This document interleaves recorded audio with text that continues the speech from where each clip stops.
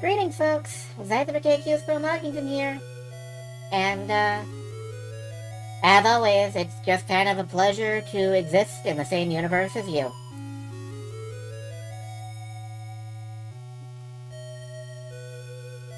Just making my various social media posts. Getting everything all together. It's difficult, but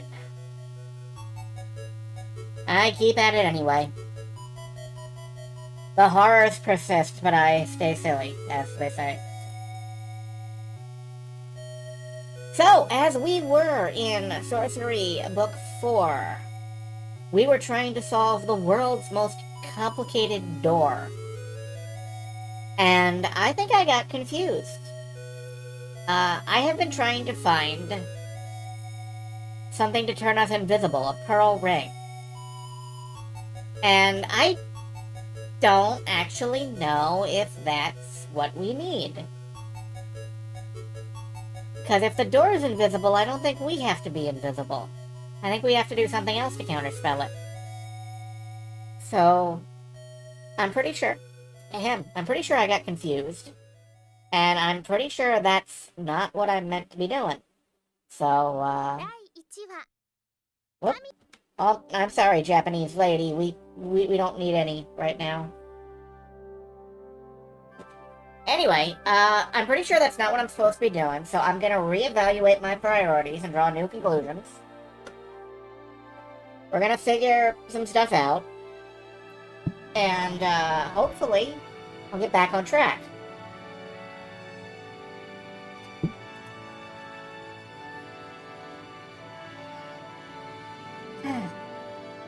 But yeah, I hope everyone out there is doing alright, for the most part. Hope you folks on YouTube are doing well. I've noticed that, a lot of my last couple YouTube updates have been that, oh no, there's copyright. Like, the Dead Cells video had a couple of copyrighted tracks, apparently. And so did, one of the last Sorcery videos. Fucking Fantasia on a Theme is apparently one of the background musics. Anyway, it's not like, they're copyright strikes, or they're not gonna stop me from playing the video, but they will stop me from monetizing the video, which is okay, because I'll monetize anything.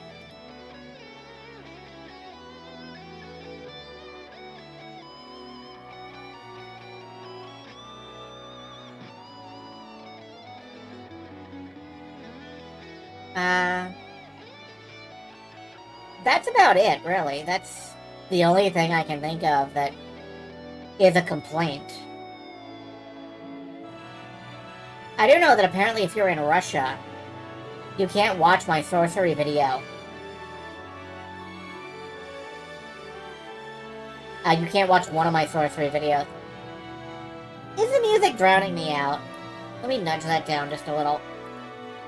It's very loud to me, which is irritating. But I'll get stuff together, I don't know.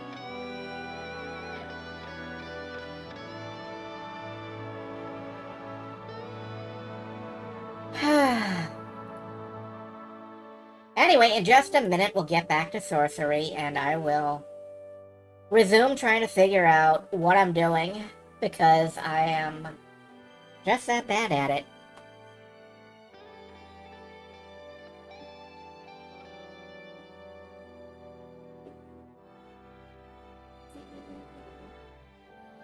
I don't know, it really feels like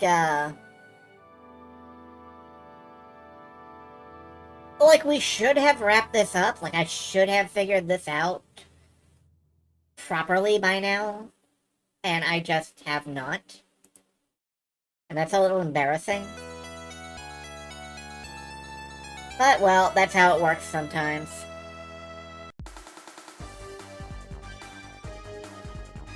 Alright. That's enough of that. Let's move over to here. Let's bring down the chat window.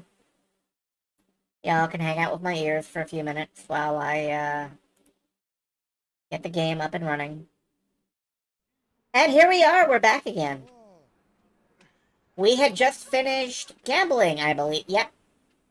True luck does not always favor play. Here's a good place to be. Yeah, you can probably set up like a tent in there. You can camp out. My ears are spacious real estate. I should open up like an Airbnb. Nah, I don't want to monetize my ears. They're friends only. You step back into the main courtyard. Most people here are gambling. Several monks supervise the betting of various sorts, but most are participating. Honestly, let's look around the gambling hall a little bit. What is in back?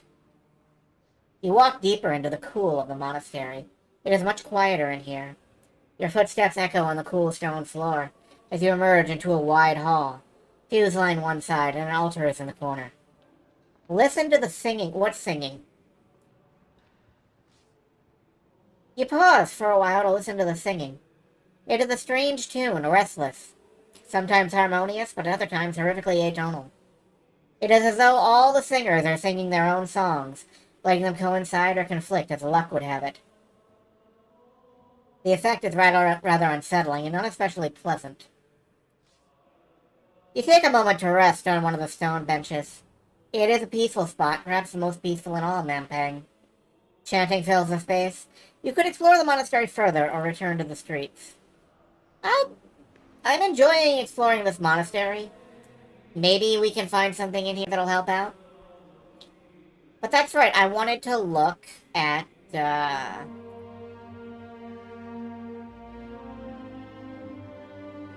let's see.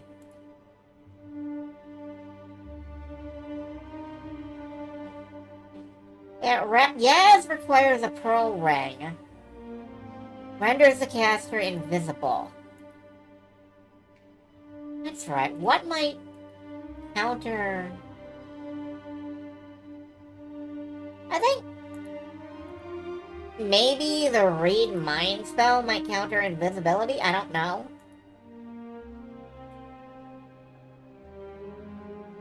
Like, if you're invisible, but you can read... If something is invisible, but you read its mind, then you know it's there. I don't know. We'll find out. We'll find out. We'll try. You move closer to the altars and pews. Some kind of service is going on. Monks are clustered in groups, chanting in a slurring monotone. A monk in bright red robes, the abbot, stands with arms outstretched. With arms wide open... Nah, I don't know that song. Never mind. You stand and watch the service. The chanting is odd, a droning buzz lacking the syllable phrases. You cast snatches of what might be words, but they sound like a strange imitation of language. Some monks are jovial, whispering to each other and jostling, but others are solemn. What happens if I take a nap here? You snooze gently through the service, following the lead of a few of the older monks. You wake as monks begin to file out, the service finished. Okay, well, I got a little more healing in, that's good. You step back to the doors once more. Behind you, the ceremony comes to an end and monks file past into the courtyard. The abbot himself emerges from the room in quiet discussion with his senior monks. Let's talk to the abbot of the Church of Luck. What will that have to... You catch the abbot's sleeve. He smiles at you. Greetings. I have not seen you before. I am a traveler. A traveler? He frowns. Do you mean from another part of the city? Yes. Seems fewer and fewer people cross the breadth of Nampang. Parts of it are becoming somewhat isolated, I fear. We must have a sense of unity given the dangers of the outside world, he beams. The abbot makes the sign of the helpless shrug before continuing. This is a religion I like. You gamble, you shrug helplessly, you sing your own tune. Obviously, I would worship at the Church of Luck. Of course I would. Why the dice? We find it the purest expression of chance. Fa is, after all, the fortuitous goddess. She rewards the dedicated ones by nudging the odds in our favor, but in order to experience her boon, we must take risk and invite chance into our lives. A cowled figure passes by, and the abbot nods. So, the abbot says, turning back to you, does our goddess intrigue you? You know, she does. I thought so. You have the gleam of a gambler in your eye. The abbot places a hand on your shoulder. Will you consider it? Will you worship Fa with us? Yeah, let's abandon our god here at the last minute in the city. Well, not really the last minute, but here in the last book, let's abandon the gorilla and pick up a new god. I will convert to Fa. The abbot claps his hands. Wonderful, if you will just follow me. Takes you back into the hall. Few monks are still bless the dice. Friends, he says, we have someone who wishes to pledge herself to Fa. Let us welcome her. The other monks gather about, patting you on the back. The abbot himself approaches the altar at the far end, returning with 2 solid gold dice. What are we staking? Your eternal soul, your abbot replies calmly. Will you take the wager? Yeah, of course I will. You take them with some seriousness. Go ahead, throw them. It does not matter how they land. The act is what matters. You raise the dice and rattle them. They feel heavy, loaded, and significant. The dice land heavily, one nearly rolling off the altar. Wordlessly, the gorilla moves away from you. Then, with a deep, dark laugh, the warm embrace of Fa is with you. Excellent, the abbot says. Welcome to the flock. Go embrace chance and change. Let Fa nudge where she is needed. The goddess is Fa, the chuckling god of chance. She plays with the lives of mortals fairly, but without mercy. Alright, we picked up a new god. Yes. I worship luck now. I have no reason to believe this will end badly.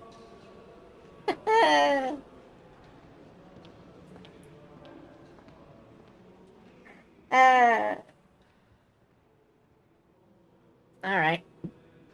The dormitory. Does that mean I get a free bedroom? You head down a short flight of steps into the dormitory, unseen. You find a row of plain cots and a table cluttered with different games of chance. No monks are present, as they are all busy with their duties. Several spare monks' habits hang from pegs on the wall. One of the habits looks to be your size and has a large hood which will hide your face well. You gather up the monk's concealing habit and pull it on. I mean, you know, it's mine. It's mine. You are now disguised as a monk. A sense of great calm descends upon you. With slow, solemn paces, you make your way back up the steps. You wander into the main chamber. The service has ended. Several monks, including the abbot, linger by the altar. When does it stop being a disguise? Well, I haven't actually taken any monastic vows, I suppose. Like, that's the only thing I can think of that... You threw the dice, good... Yeah, you get a point. Like... I don't know, maybe there's a difference between converting to goddesshood and... converting to goddesshood. Yeah, I'm a goddess now. Maybe there's a difference between converting to the worship of a goddess and, I don't know, actually being a monk. Recommended? It's, well... I'm not much of a goddess myself. I am more of a... assistant. Let's head outside. You make your way down the steps and out of the monastery yard. Blind adherent to dragon. I am only legally blind. I do need glasses, but... Alright, let's see what this is. Let's see what that tower thing is. Or whatever it is. Open the... Whoop. Time to continue. Whoops, okay. You slip under the archway into a wide field of wheatgrass. Each stalk is taller than you stand. The heavy door slams shut behind you. Alright, this is the wheatgrass, which I'm worried about, like, trying to kill us. You move away from the door and into the grasslands. Wading through the long wheat like this will be hard work. The sun disappears, heading toward the horizon.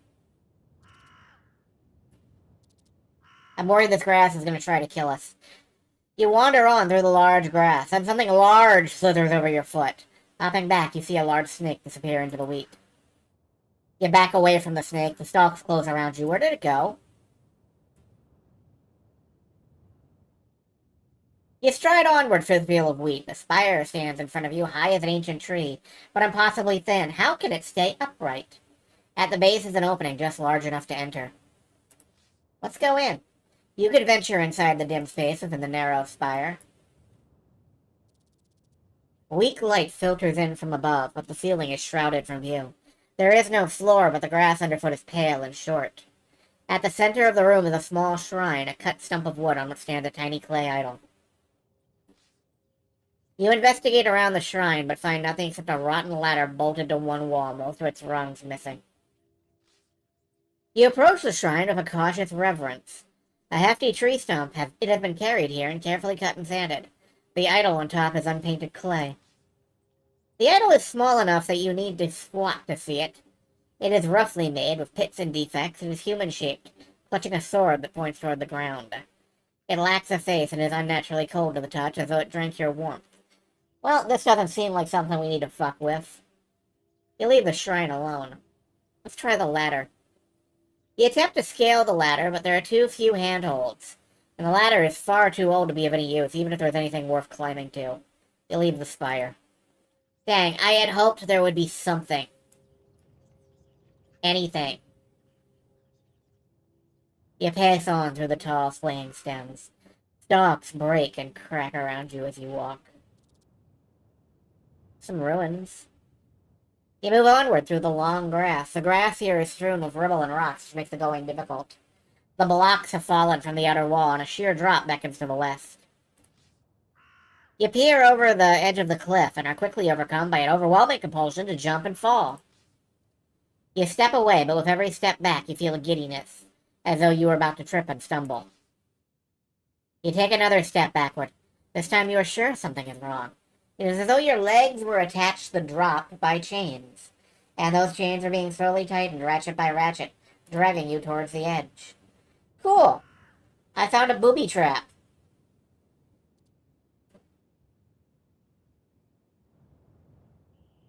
You come to your senses after about 10 minutes of climbing, to find yourself clinging to bare rock by your fingertips and the toes of your boots. The crumpled wall seems endlessly far above you, and thankfully you cannot move your head far enough to look down. Whatever force compelled you to come this way has lost its grip on you for the moment, but no doubt it is waiting at the top once more. You are about to open your arms to gather the starlight and cast a spell, hoping to levitate to the surface, or at the very least protect your body with a force field. But of course you cannot let go of the rock to begin to casting. Alright.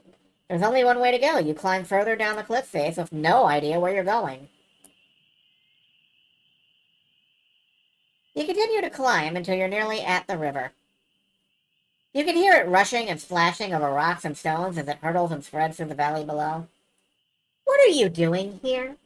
What misstep has led you to this point? What of your quest? You know it's bad when even the game book is like, what the fuck, man? What were you thinking? Ma'am, what the shit? Suddenly, without warning, you are wrenched from the rock face by something gripping your shoulders. You twist your neck to look around, but can see nothing. To all appearances, you are now hovering in midair. A gold-crest eagle? Surely so. And as the panic recedes, you hear the flap of wings. The eagles, then, are here, presumably to aid you, and for the moment in secret. This one must have come out of hiding to save your life. Oh, cool, we're a bird now. Well, you are high now. I mean, that would explain why we're out on the cliff, yeah. Mampang is far below. Thank you, you call to the bird, but it makes no response. The eagles cannot speak, only crow, and this one clearly prefers to stay silent.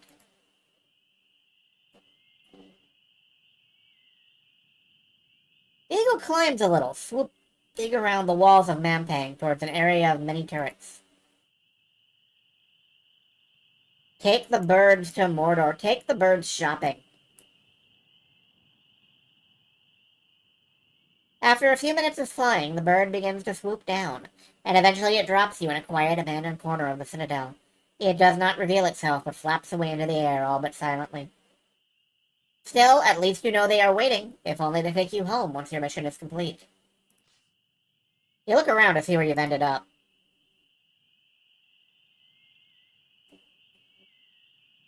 Well, cool. Alright. You are by the base of a stone tower with a curved archway at its base. What is this place?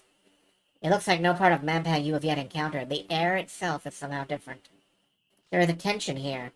The air feels tightened as though the world is stretched thin here. A taut drum skin pulled over a too-wide frame. It feels as though the tiniest step might unleash a powerful rupture. Let's drop kick reality. Let's just fucking kick it and see what happens. You look for the stars, but can find nothing. The starlight seems to bend and divert before it can reach you, as though being funneled away. What is happening in this place? You look over at the nearby tower. It is squat and ugly, with a low, slightly squalid archway leading inside. But you must keep moving. Alright, let's head to this tower, over here. It's got a yellow roof. I feel good about the yellow roof. You are crossing the stepping stones over the dangerous waters once more. Once more? Another night begins. You should try to find a place to sleep, especially on an empty stomach. Over the wall, you hear the sounds of the city, but they seem muffled by the air of this place. The path finally ends at the base of another tower.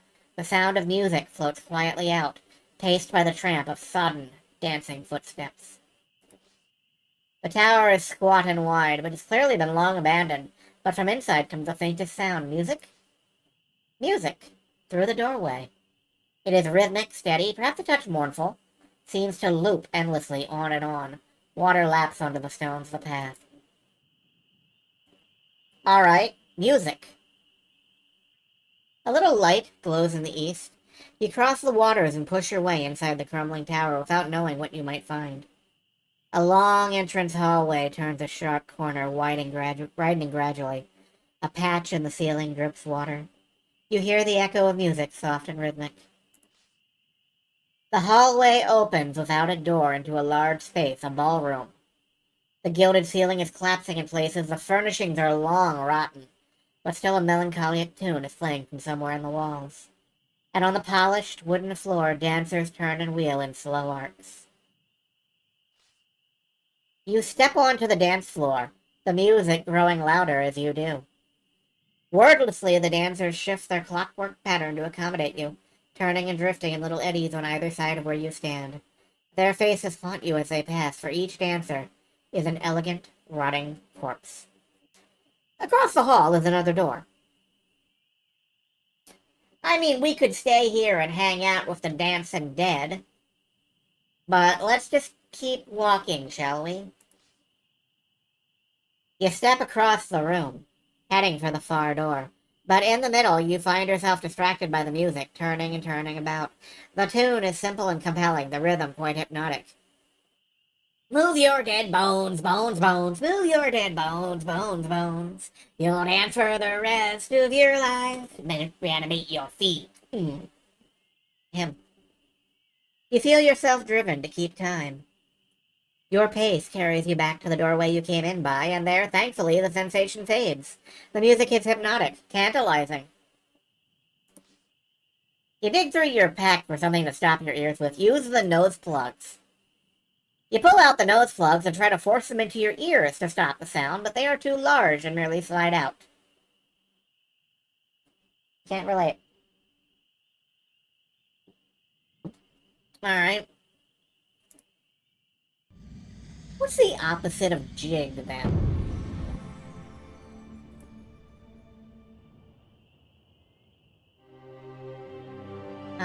What counters jig? Do we know what counters jig?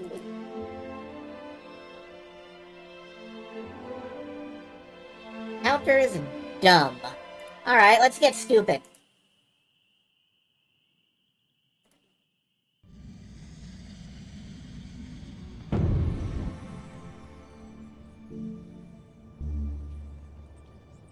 Let's be too dumb to dance.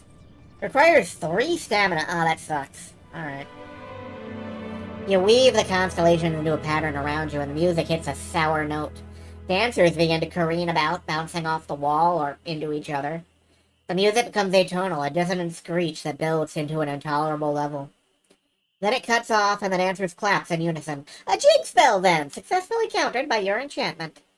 With the music stopped, your thoughts clear. The corpses lie still, mere piles of bones. And the silence of the room is almost worse than the cloying music. Let's take the right door, I guess. You search the wheat fields, entered the monastery of Efe the Fortuitous, where you joined the ranks of her followers, disguised yourself as a monk, and found no new clues. You step back out on the path and follow it a short way. It must be morning by now. You have been awake all night and are weaker for it. 3 paths meet at this point in the shadow of the eastern rock. The wind picks up a little spray from the water and splashes it in your face. It stings where it touches you. You lean out over the path and look into the water. It is black, reflectionless, as though infinitely deep. The air seems to fizz and crackle with secret energy. Which way now? I want to go back to the East Tower, and I want to go through that door. We're not allowed to go through that door, I guess.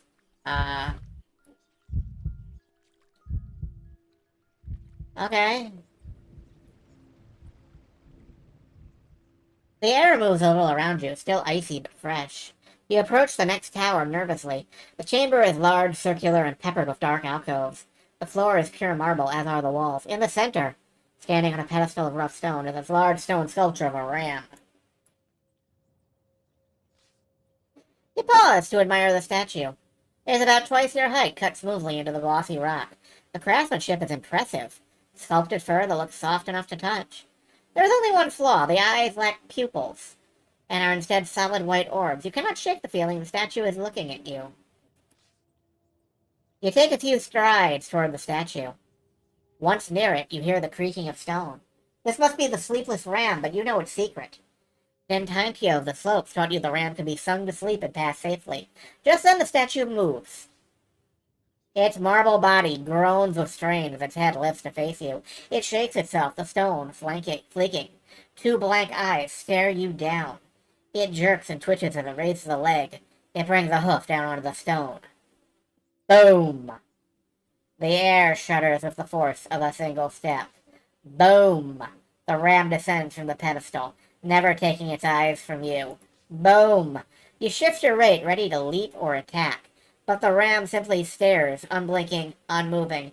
Then it takes one more halting step, lowers its head, and begins to charge. There is no time for any singing. Dodge sideways. You leap sideways, but the rampaging beast still clips you as it passes, knocking you to the floor. Dazed on the ground, you hear the thunderous steps as the creature turns. You look around just as the ram barrels into you once more. Caught by its horns, you are carried bodily across the room until the creature slams you into the wall. The marble cracks under the blow, and you slide onto the ground, barely able to breathe. The thing backs off a short way, readying another charge. You stagger to your feet, nauseous. By simply entering this room, you have sealed your fate. This is now a fight for your life. You know the ram can be sung to sleep. But as you ready yourself to try, you realize Gintanti never mentioned what song to sing. Perhaps it is just music in general? Chawberry's Field, an Analand lullaby, Slang O Slang, heard in Kare, The Wizard's Three, an Analand children's rhyme, Oh Mama Nadagana, the chant of the monks of Efe. Sing nothing. We just converted to Efe. Let's risk it on her. Facing the ram, you sing the strange wordless chant you overheard in the monastery of Efe as best you can. The song does not put the ram to sleep. It causes it to charge straight at you and miss. You roll out safely to one side. You catch your breath and ready yourself to try something else. Voice wavering, you try to sing a soothing lullaby from your village. But the creature clearly doesn't care for the tune and charges. It knocks you down and narrowly misses crushing your skull like a melon as you scramble away. You have been killed by the sleepless ram. Alright, well now we know what songs it doesn't react to. So maybe we can figure out what songs it does. Unfortunately, we gotta Zed out. We're back in the alley. You have lost another point of max stamina.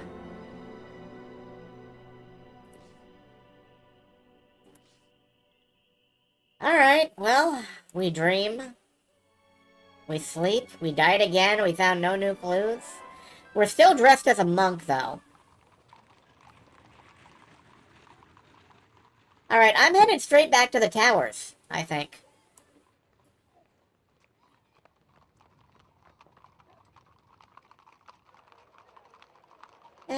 Just generic flavor text. Stone facade. It passes by the monastery gate. Greet the men. Greetings, sister, one declares. Feel free to enter. You'll have to excuse us. My companion and I are a little busy betting on the patterns of the crowds. Hey, let's go inside and see if we can convince that dude to spot us some money again. Greetings, you must be a Naviate. Ah, that is correct. Welcome to the fold, then. How are you settling in? It's too soon to say. The monk laughs. I feel that way, too. And I have been here many years. Do you need assistance, Navius? Need assistance, Naviate? Where can I get a meal? We all eat together in the hall. It will not be for some time. You nod and move away, disguise intact.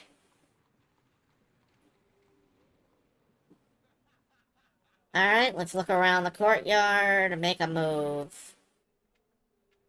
I'm gonna see if we can get this guy to spot us $10 again. Ah, the steak is too much. He hands you 10 gold pieces. Now play a game with me. Alright. He did. Maybe we can win some money this way if we keep getting spotted. I've never seen you before, sister. You're new here? I have only just taken the habit.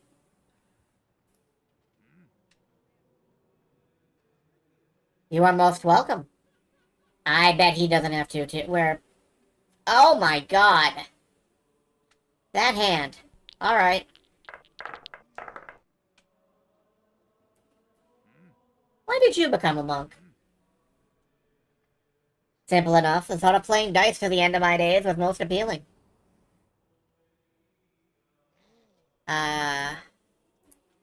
In tutus. I still lose my fair share of money at this table, but the monastery supplies me. I'm gonna lose to this guy every time we play. I'll start with 2 1s. Try 2 2s. He's gonna call, and we're not gonna have 2 2s. I should have bet something. I should have bet like 3 1s. Or something. Can you lend me more money? I cannot. Well.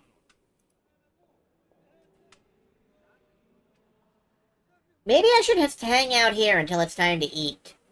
And that'll let me, you know, live. Here to bet? The stake will be 30 gold pieces. What do you say? You feel F.A. stepping away from the table in your mind. Ah, that is too much. Okay, so F.A. will direct us in ways. That's interesting. Alright, let's rest up in here. Listen to the singing. You sense the fanciful grace of your goddess within the shapes of the music. Alright, let's just head out, I guess. We're going back to the towers. Hopefully, whoa. Excuse me, what the hell? Move your dead bones, bones, bones, move your dead bones. You know, that song is now in my head for the rest of my life. Thanks, Overstar. Thanks for that.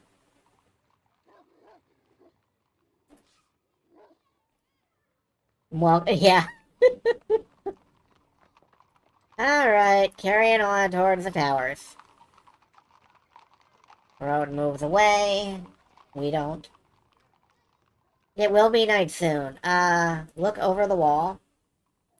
Strange noises reach you from across the wall. You scramble over the wall into a narrow strand of stone on the edge of the watery pool. Sand is scattered over the edge of the pool. You scoop up a couple of handfuls of usable sand. Ah, you are back among the haunted, powerful towers, the abandoned quarter. Several ways present themselves. Head into the tower. This tower might be gloomy, but it's certainly a relief after the ruin outside. You look over at the doors. There is one behind you and one in front. But when you try to count them, you find you can't quite manage it. It is probably because turning to look at one means the other is behind, so you can't see it anymore. And you can hardly count something you can't see, after all. Eventually you decide there are most likely 2 doors here, even if you can't really be certain. The atmosphere of this place seems genuinely good for you. What a charming place. Okay, this is the Tower of Being Fucking Stupid. Let's leave. You head for the door, but get distracted by the way the view of the world outside moves left and right a little as you sway side to side. You are soon standing on the spot and just swaying. You open your arms to cast a spell and end up falling over backwards and breaking into giggles. Shame there's no one here to enjoy this place with you. It really is quite delightful. Why would you leave? This empty chamber is fascinating. You turn around on the spot a few times to get a full view and fall over. You have a quick peek around the room, this way and that. It is curiously dark. You pay special attention to the corners, hoping to find something interesting. A colorful spider, maybe, or some nice juicy moths. You don't see anything, and after a while start to feel a little bit let down. You have another try for the far door, although you are now turned around enough that you can't really be sure which door is which. Stepping out into the open, you feel a slight headache coming on, as though you drunk too much ale. You step back out into the path. Okay, here we go. East. Here's the nearby tower.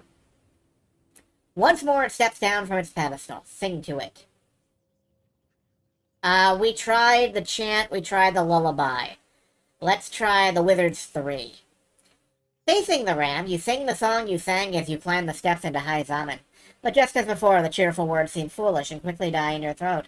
The creature clearly doesn't care for the tune and charges. It knocks you down and narrowly misses crushing your skull like a melon as you scramble away. Slang, oh slang? Voice wavering, you sing the song of slang chanted in the Temple of Kare. The song has no effect. You escape being gored by mere seconds. You are beginning to feel that Dentatia was lying to you. Maybe what we need is, Jig. Except I don't think we can cast Jig. Oh, we can cast... Well, no, we can't.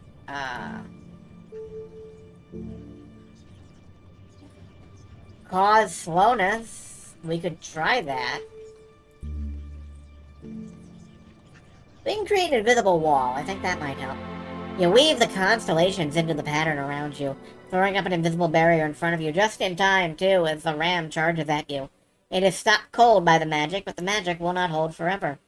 You tug on the far doors of the chamber, but they do not budge. The effects on the ram will not last for much longer.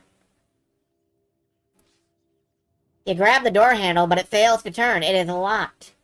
You hear hoofbeats behind you and turn to see the beast discharging again. I tried to dodge. Before you can dodge, the ram is upon you. It propels you into the far door, which cracks down the middle. Nope. I know what to do. Quicksand. The effects of the ram... Oh, no, I said the wrong thing. The effects on the ram. Right, yes. You turn to kick the door, but cracked as it is, it hardly budges, and the ram is upon you. You are caught by its horns and tossed into the door with tremendous force. A huge section of the door breaks free from the force of the ram's blow and falls on the creature's head. It staggers back, dazed. You vault through the now broken door, only to have it shatter as the ram lands one more desperate charge. You land in an explosion of wood and stone on the other end of the door. Other side of the door. The door behind you is in splinters, but the ram stands on the threshold with barely a scratch. You waste no time and run as far from the chamber as you can get. Slowly, the terrible ram returns to its pedestal, facing the far door and resuming its eternal duty. You stand atop a short walkway between 2 towers. The sun is almost set and the sky has turned a deep purple. It will be dark soon. A stone archway passage holds a doorway, but the door has been bricked over. The work looks shoddy and rushed. You open the pack and pull out the chopping knife and begin to scrape away at the dusty mortar between the bricks. It comes away quickly in lumps. For just a moment, you catch the sound of muttering coming from somewhere nearby. You kick the wall. It bows with the blow, mortar crumbling away. It is weakened. You kick again. The weakened wall does not crumble, but you do hurt your foot. You press your ear to a gap in the mortar. You hear grunting, scratching, and the tearing of flesh. There's a thump as something is thrown against the wall, and what might be a bone snapping. You push against the weakened spot in the wall where you scraped away the mortar, and it gives way. The bricks crumble inward, leaving a choking cloud of dust. A moment later, two goblins squeeze through the hole in the wall, knocking you to the ground in their haste. It seems they were bricked up inside the tower. Stealing your courage, with your hand at your sword hilt, you step inside the foul-smelling tower. You step into the chamber. The smell is worse than you could have imagined. A few of the goblins look up from their rampant cannibalism to stare at you with their slack-jawed expressions. How long have they been stuck here? Do we have a good spell for this?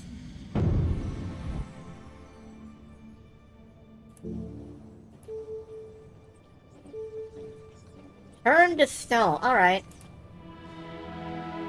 You cast the enchantment, tossing your handful of stone dust behind you as you head out of the room.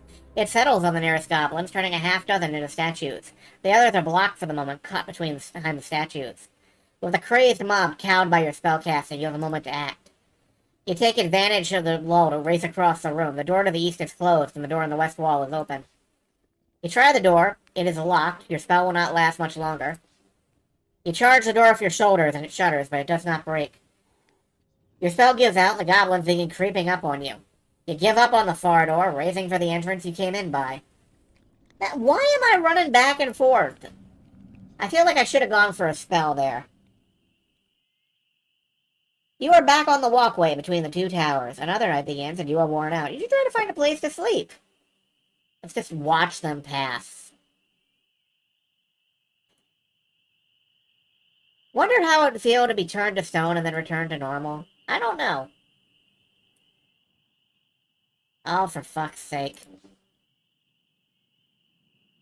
Run through the ram room. Let's sleep here. Laying your pack down, you try to rest despite the strange noises that drift through the air. You have eaten nothing today, but your pack is empty and you cannot eat. You roll over, trying to sleep, but you cannot seem to rest. After a while, you get to your feet and begin to walk through the darkness. Crumbling walls and broken towers move past on either side. You are walking past an old crumbling building when you hear voices. You listen close, leaning on the wall. It sounds like a distant crowd, too far even to be on the other side of the wall. Where are those voices coming from? Looking over the wall, you spot a missing brick. A gray-green mold has covered the gap, covering the interior with fuzz. You decide some mysteries are better left unexplored and move on. The wall is lost somewhere behind you. You have become weak and found no new clues. Okay. All I'm doing in this place is getting myself killed. I don't feel like I'm accomplishing anything. Alright, let's just keep trying to leave. Okay.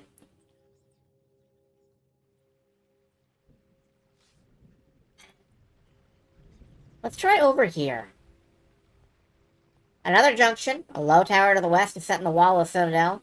Another tower blocks your way north. Every place seems weighted down with sadness and oppression. It is not a place to stand still. The path across the water ends outside the next tower, and despite there being a door, you cannot go further. It is surrounded by a curious, shimmering shield. Peering through the shimmering force field, you make out some kind of room beyond. There is a table and what appears to be a small pile of yellow sand. Force field, huh? I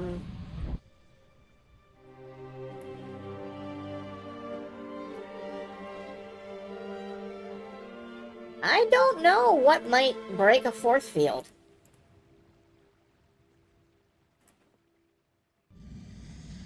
Maybe the quicksand spell? I don't know.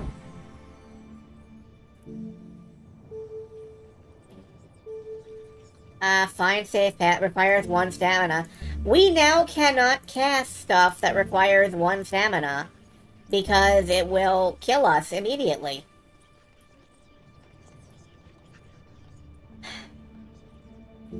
That's sad. How about Zap? No. How about Mud? Looking to the constellations overhead, you craft a spell, scattering sand around the base of the tower. No whirlpool forms, rather the force field begins to shimmer, then steam and smoke, and finally it disappears. The tower is open for you to explore. A counterspell, then. So the spell of the whirlpool opposes the enchantment of the force field. The Foth Mud counterspell has been recorded in your spellbook. There is now nothing to stop you going inside the tower. What was it that was being so fiercely protected? The inside of the tower is Spartan. In the middle sits a table on which a piece of paper lies. A pile of yellow sand is scattered around the table's feet. The paper is lined with scrawled notes, a few simple star geometries, as any acolyte of magic might learn, and the beginnings of a technical discussion of counter magic.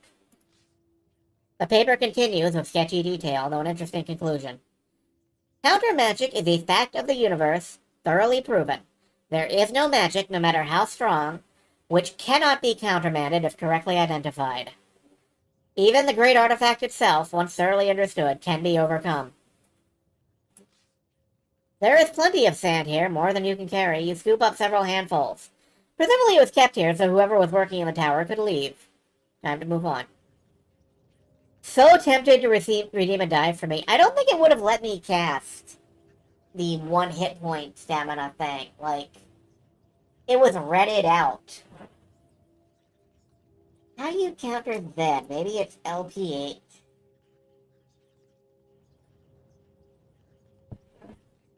That's a good question. I really don't know how you counter Zed. The air moves a little around you, still icy but fresh. You follow the path and make your way into the next weird tower, wondering what you'll find this time. What is this place? Why was it built? The room you find is full of statues, frozen in various poses. An icy hush fills the air. Is this a gallery of some sort? Oh, God. Statues. Do we know what counters petrification? Fall, okay. I'm just curious. You step further into the room. There is no furniture, and from the dust, it seems no one has been here in a long while. The statues make the room hard to navigate. They cluster and clutter the floor.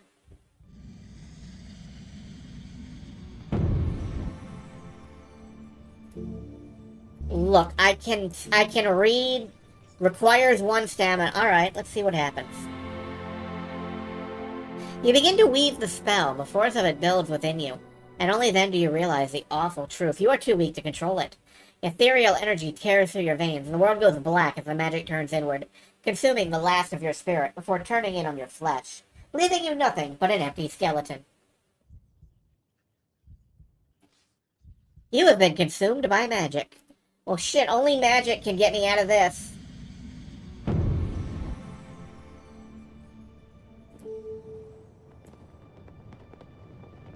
I don't know how you counter... It feels like it's trying to give me the material to counter Zed. But I don't know how. Back to the alley. You've lost another point of maximum stamina. God, I'm gonna... You died again and found no new clues. Alright, we're going back to the monastery. I'm gonna try and gamble, because that is our only means of getting any money. I'm starting to think the entire tower thing is just a non-stop death match. No, not a death match. Just a non-stop death trap. Makes sense why the necromancer would be so wasted and a beggar by the end. Yeah. No money, no food.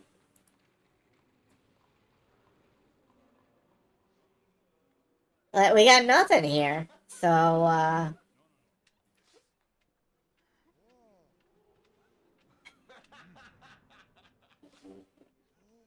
10 gold pieces. Let's play. I wonder if we don't have to play. Stuck in a cycle that weakens his soul every loop. It does. I've noticed the guard seems most agitated. I had not noticed. I hear there is an assassin in the city.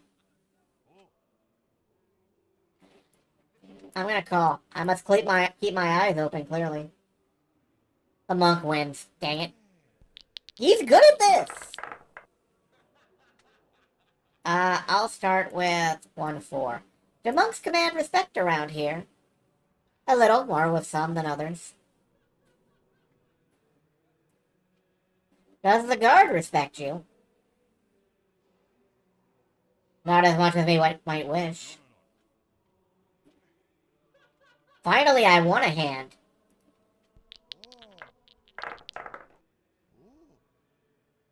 I can do it! I can do it at least 8 times!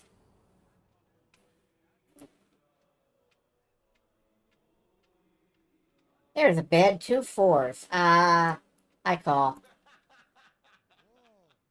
Yeah, I didn't think so.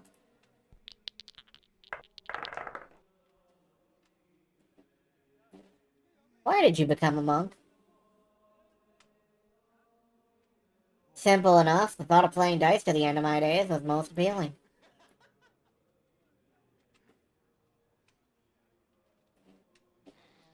I'm betting 2 4s. You enjoy winning? I still lose my fair share of money at this table.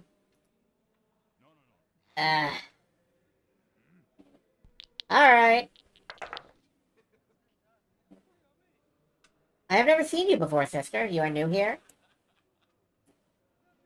Yes. You are most welcome. The game is mine! A fair match. Another? Oh, yeah. Because everything here is fucking expensive. I know that stuff out there is like 30 gold each. So, I'm gonna play one more time.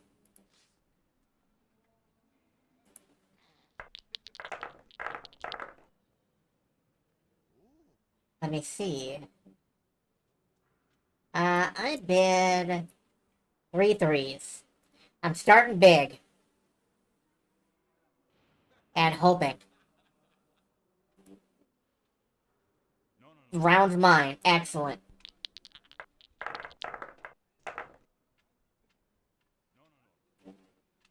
Let's go conservative. You seem more open than most I meet in Mampang. You may not have a loose tongue. The guards will no doubt cut it out. 2 3s, he says. I don't have any 3s. It's plausible he might have 2 3s. How about 2 4s? The guards leave us well enough alone. 3 3s. Now I know goddamn well you don't have that.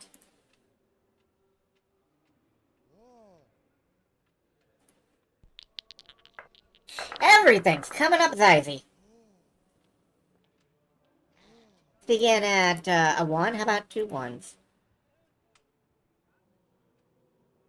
He made 3 1s. Oh, that's not unlikely. That's not unlikely.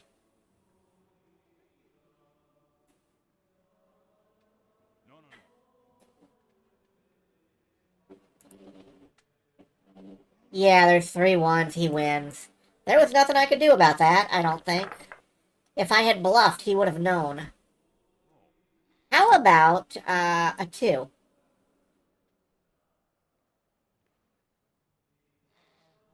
He bids a 4. Well, alright, I will bid 2 4s. Because you felt comfortable enough to do that. Call. Did I outsmart you? I did outsmart you.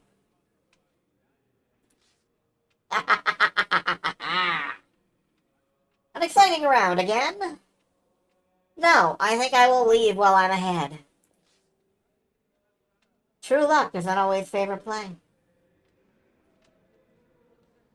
All right, let's go. Let's hit the marketplace.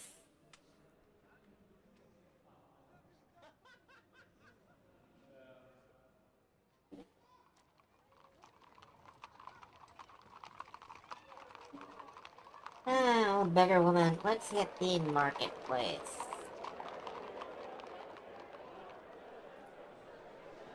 Let's see. The tents, the stalls, the square.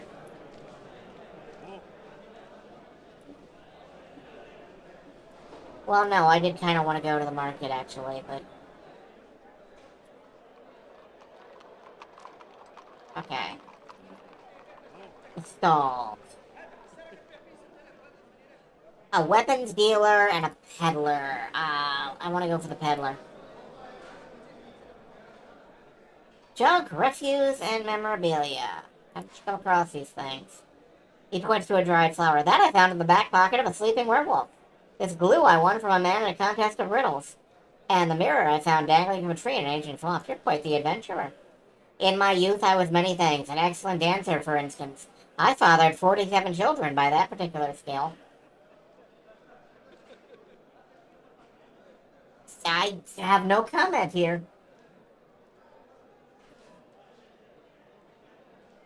Alright,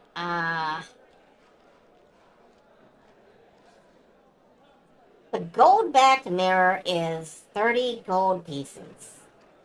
What would that allow me to cast? That would allow me to cast create an exact replica of your enemy.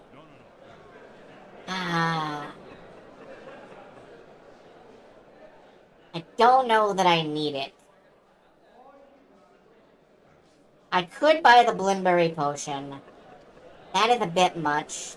I want to check out the square over here again.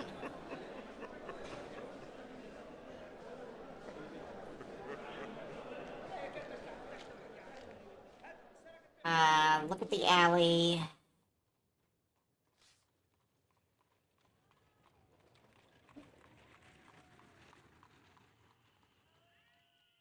Try to find a place to sleep. Yeah, sure.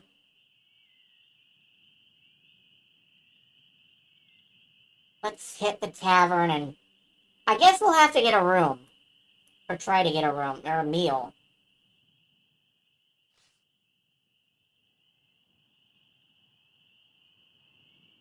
Step up, order a meal.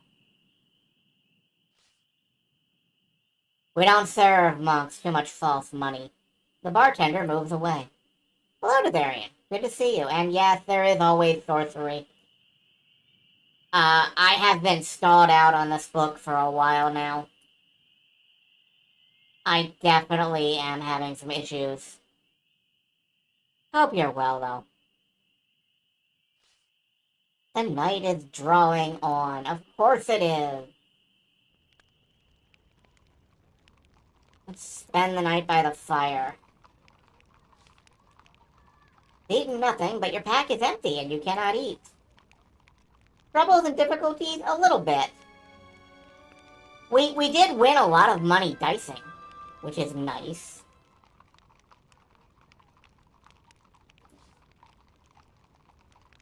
Let's explore the alleyways. We did not get anywhere going down this way. Although I feel like we should try again sometime. You head into the alley cautiously, trusting to luck as you choose your directions. The early morning sun makes the air glow, the path turns this way and that until you reach a fork.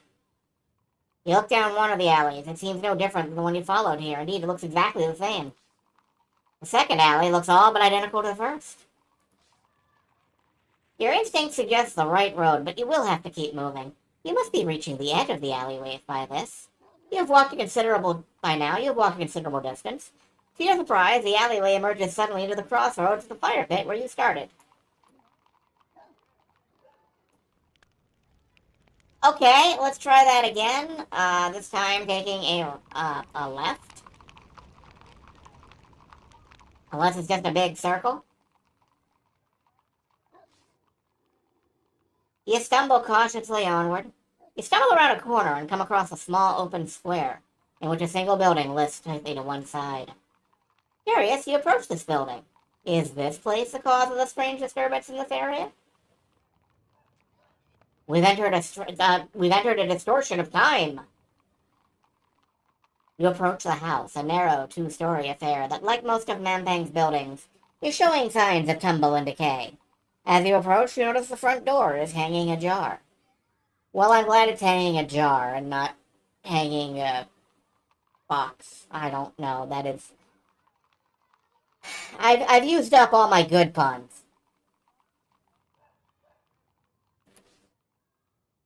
You knock firmly on the door. It swings further open, revealing a shabby hall. No one comes to greet you. You walk inside, wincing at your own impropriety. Because manners are my main concern here.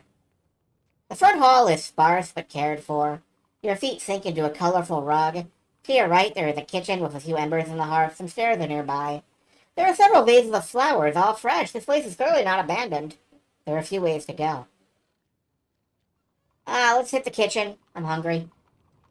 You head into the kitchen. It is clean and spacious. Dried meat hangs from the rafters, and a bundle of fruit sits in a basket by the door. A piece of paper lies on the table, which is scarred from cutting knives. You pick up a piece of paper. It is a series of directions beginning from the crossroads, turn left, second right, third left, first right, and so forth. A guide to the alleys, perhaps?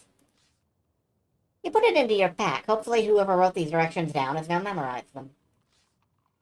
You hack off a piece of meat and snatch an apple, stowing them in your pack. Alright, we have some food. You could try upstairs. I could try upstairs. What happens if I try upstairs? The upper floor is one large room. Two double beds sit at opposite sides with trunks at the foot of each. A rug is in the center with a few toys scattered about. A small table sits by one wall with a small box on top of it. The flowers here have been chosen to match the paint on the walls and furniture. Meat and apple. Yeah. The box is locked, but rattles when you shake it. You turn the box over in your hand, only to hear the door opening downstairs. A muffled voice comes from below. Forgot to lock it again, those children. You hear her moving around in the front hall, humming to herself. Leap out the window! Box in hand, you leap through the window. Glass shatters, and the woman squawks in confusion. Squawk.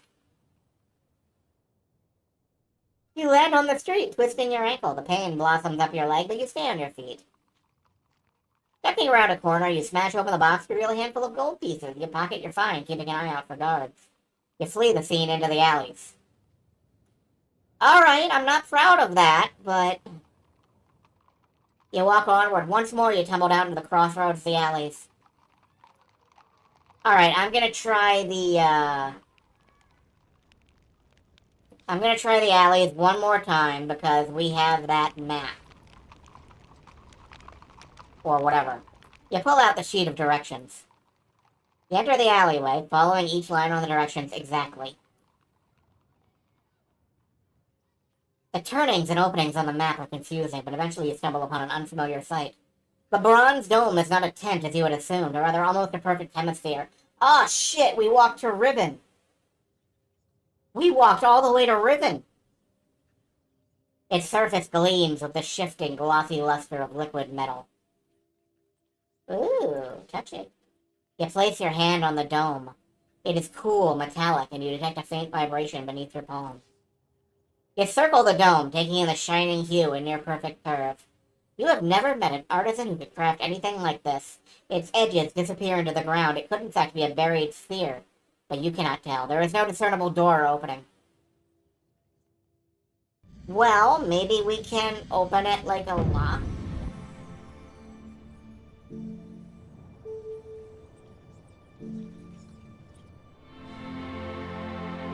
You weave the constellation into a pattern around you, directing your hand towards the dome.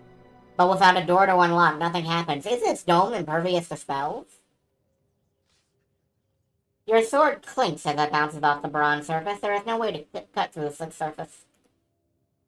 There's gotta be a spell here that can open this up. Let's keep poking it. I mean, every time we die, we come back to life with less hit points. So... That's bad. That's sharpened sword. Create a shield. I don't know, maybe?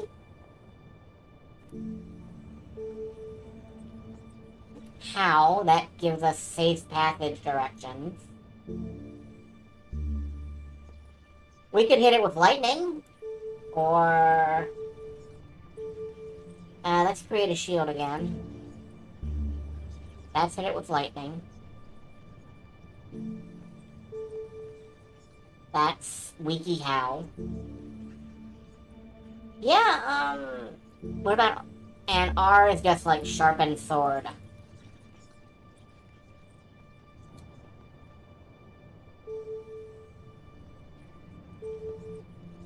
Let's try the shield thing, because that's... You place a gold piece on your wrist and cast a spell, and a moment later the coin is gone. You feel the weight of an invisible shield on your arm. There's no one here who can attack you, though. Okay, that didn't really help.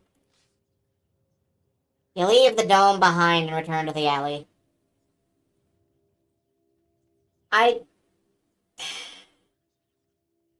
can't help but feel that... Alright, if we die, we die. But... I'm going back and I'm gonna hit it with a lightning bolt. Oh.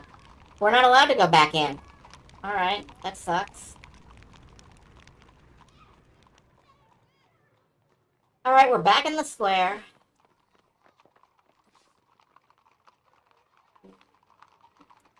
Let's make our way across. Look at the food server.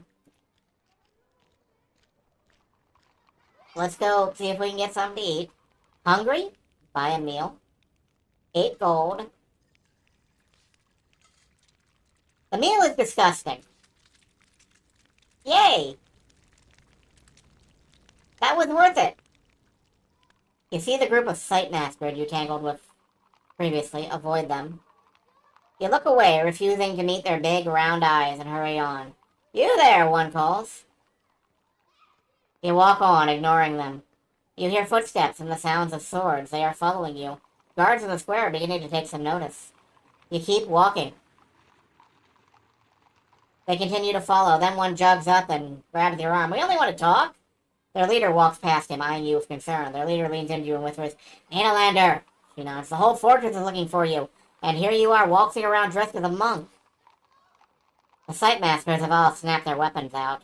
It'll be 3 against 1, and these are Analand's most highly trained warriors.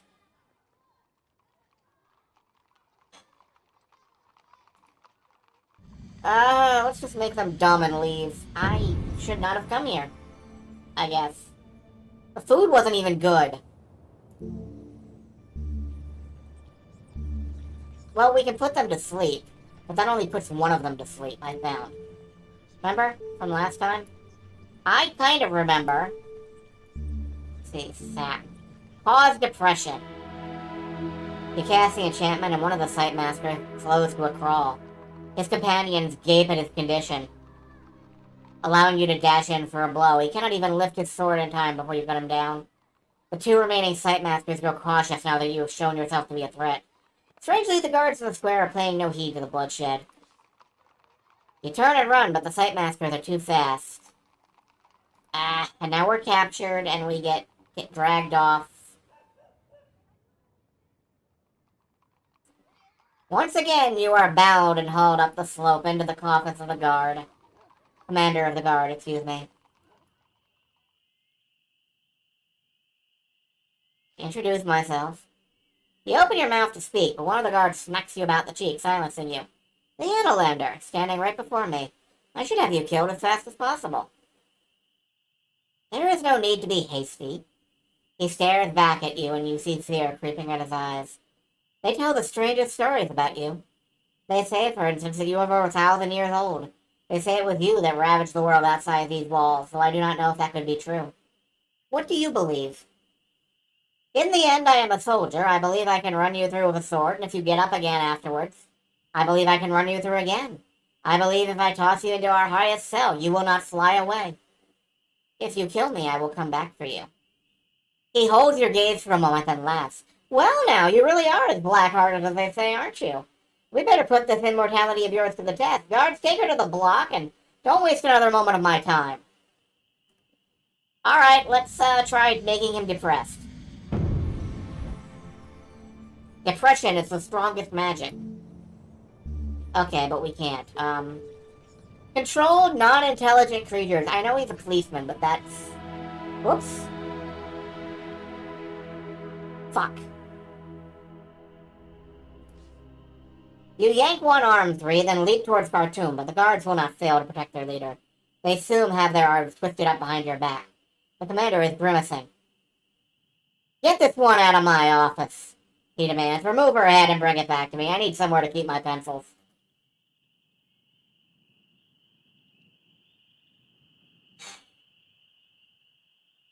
Once again, the executioner comes over, swinging his axe carefully over his shoulder. He scoops you up and positions you on the block, securing an iron band around the base of your neck.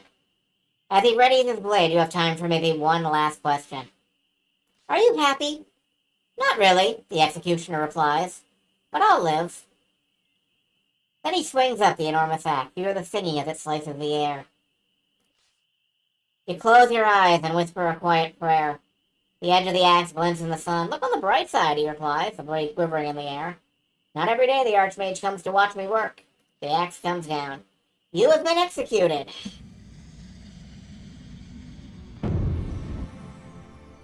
We're not there. I'm gonna end up, so weak I can't actually beat the Archmage when we get to him. You have lost another point of maximum stamina. At least we can eat.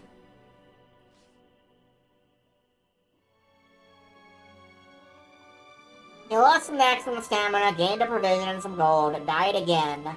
Found no new clues.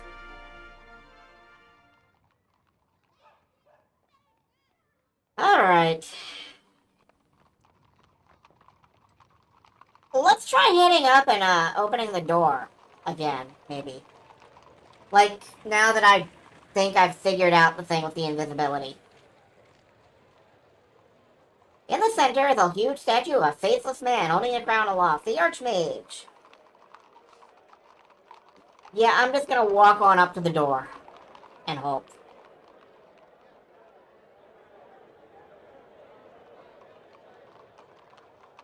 Group of guards blocks the road.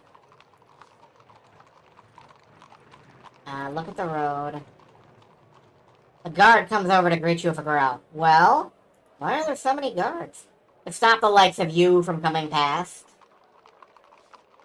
You nod your thanks meekly. There seems no way past. You head back towards the square. Butts. Butts and dicks.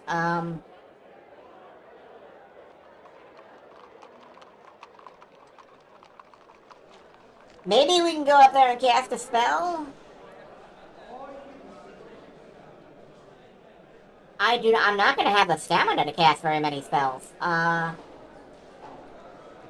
Go up here. Let's try invisibility.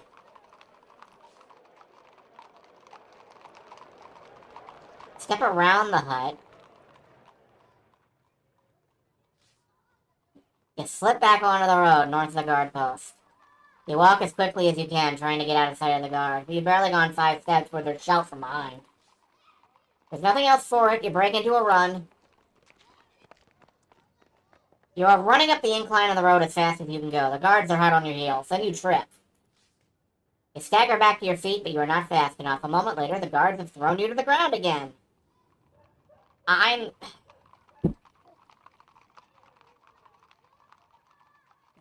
Once again, you are dragged into the office of the commander.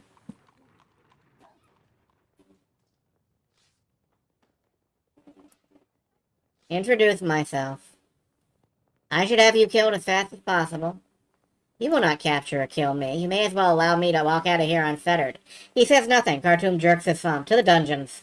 Oh, now we're going to the dungeons. Okay. You are dragged through the narrow corridor, your head bumping against the frame, and into a round room that overlooks a line of dank cells. A hobgoblin dozes in the only chair. One of your captors kicks her awake. Vulcan, we've got a prisoner for you. Vulcan must be the chief jailer. She has 5 key rings pierced through each ear, and her hands are set with spikes that must be seared somehow under the bone. She uses one to pick at her nostril. She stretches, clearly half asleep. Has she been to Nagamanta or the commander? You pull a pained, injured face. The guard shakes his head. The commander sent her to you. Vulcan makes no move to leave her chair, but unclips and hands over a large key to the guard. Lucky me. Second on the right. The guards grumble but drag you into the cell. Leaving you behind, they strip you of your possessions, storing them in a chest near Vulcan. Your monk's concealing habit is stripped from you. Okay. You are now out of the skies once more. They leave without a glance back, and Vulcan resumes her nap. You are lying on the cold stone floor of a cell in the dungeons of Mampang. You have been in cells before, of course, but these are different. They are not underground, but rather they are built high in the air, carved from the rocky slopes of the mountain itself.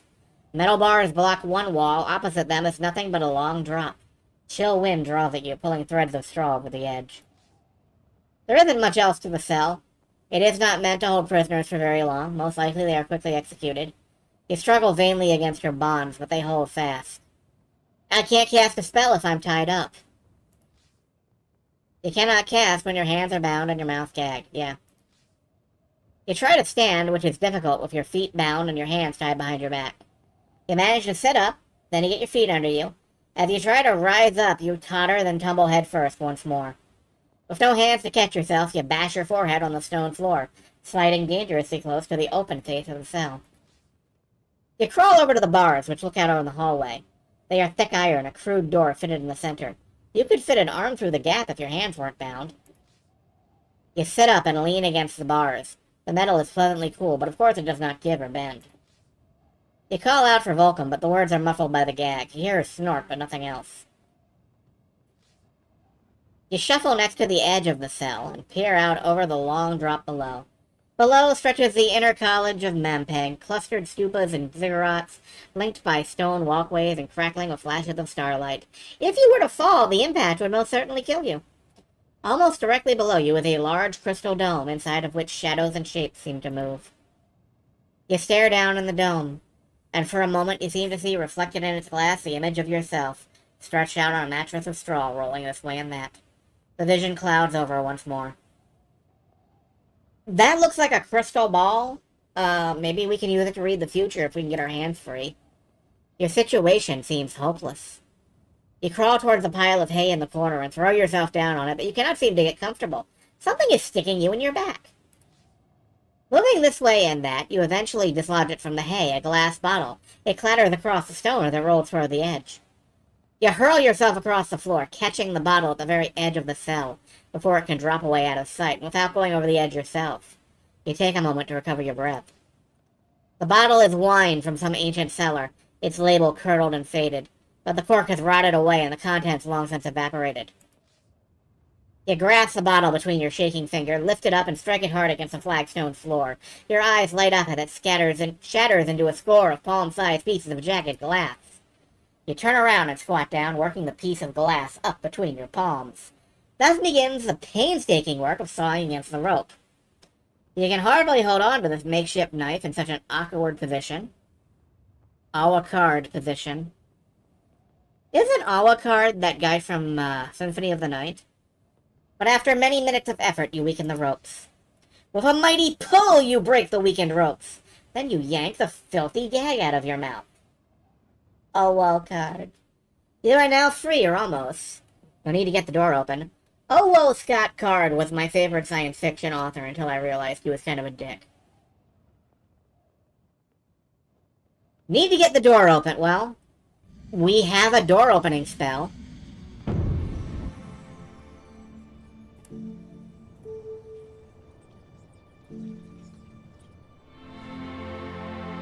You weave the constellations into a pattern around you and point at the door. You hear a faint click, and it swings open. Outside, Vulcan slumbers on. You creep down the hallway until you are near the sleeping Volcom.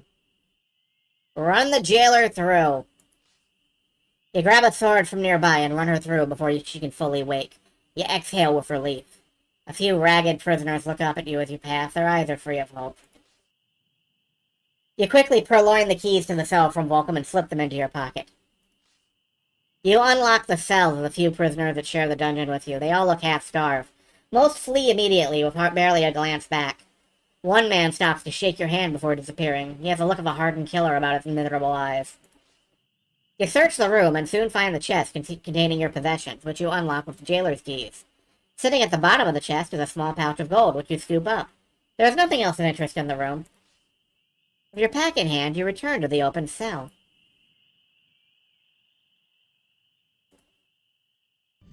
Alright, now let's cast the freefall spell.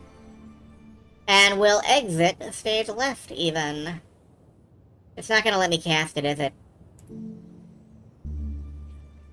It's not gonna let me cast it, is it? You really aren't gonna... Okay, what's the See the Future spell? Because that crystal dome down there, that's something, right?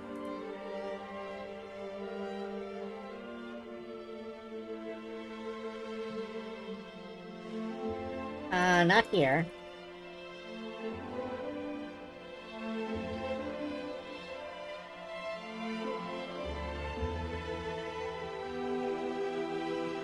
Requires a crystal orb. That's far, and we can't do it. You lost a point of maximum stamina, died again, release the origami killer. David Cage, why?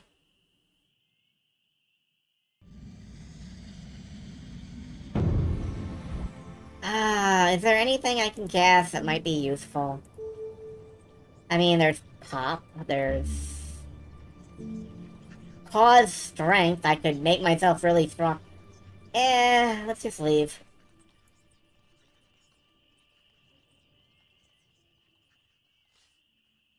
The cells are largely unoccupied, a few hang open, the wind roars past outside.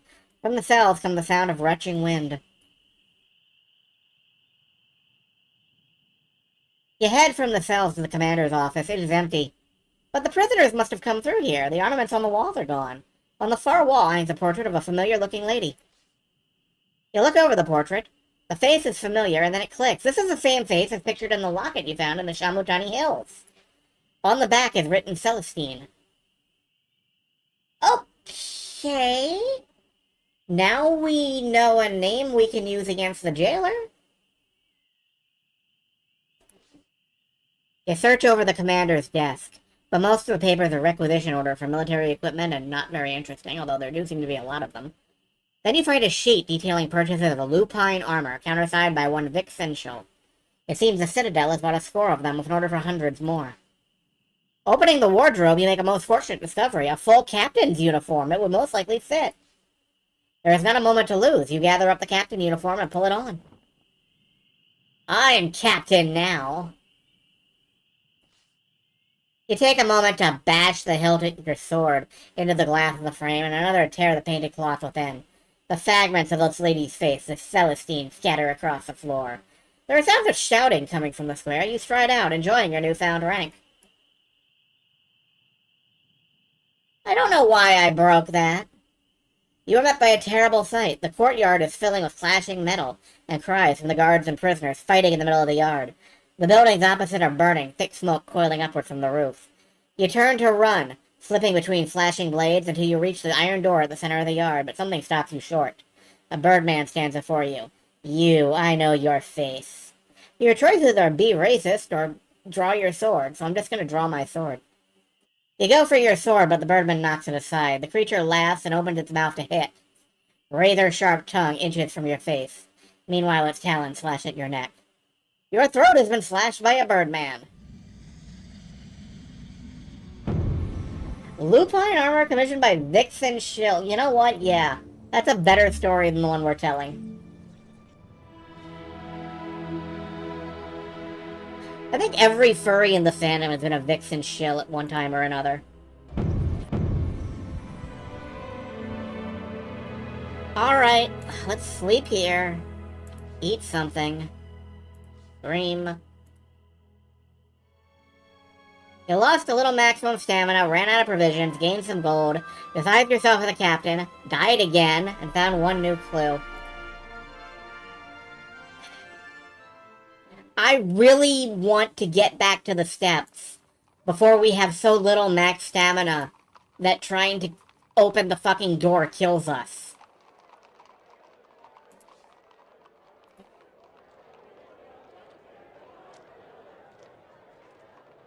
So we're just gonna walk past the guards disguised as a captain.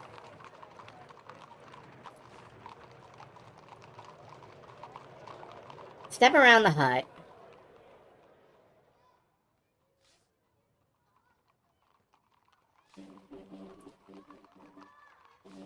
Let's just run for... Okay.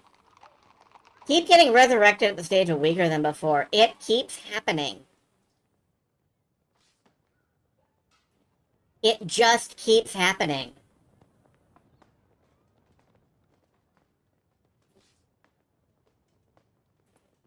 You are trussed up and hauled away. We're gonna have to restart this book.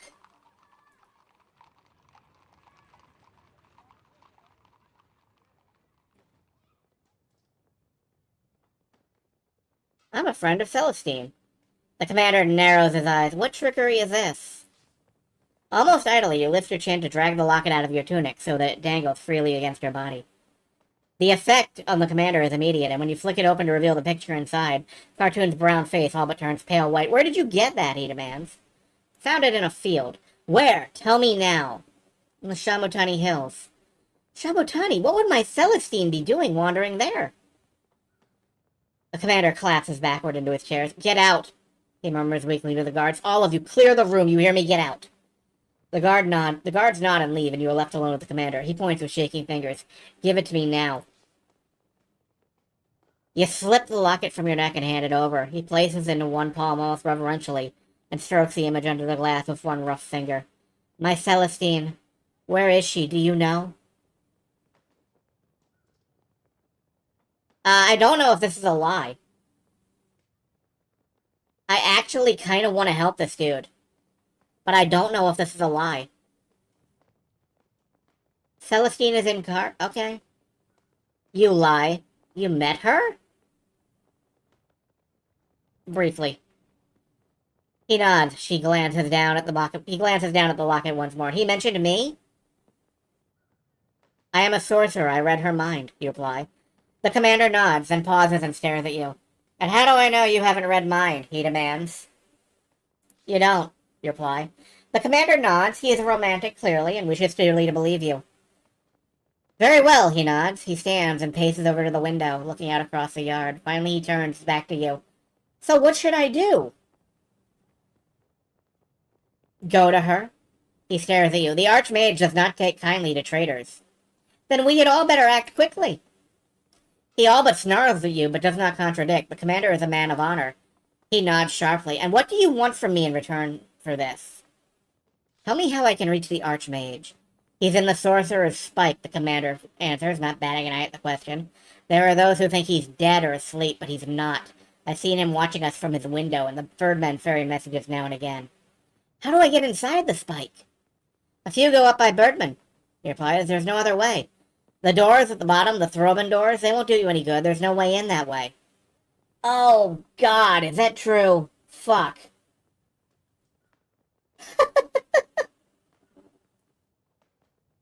I may need to look at a walkthrough. If that's actually true...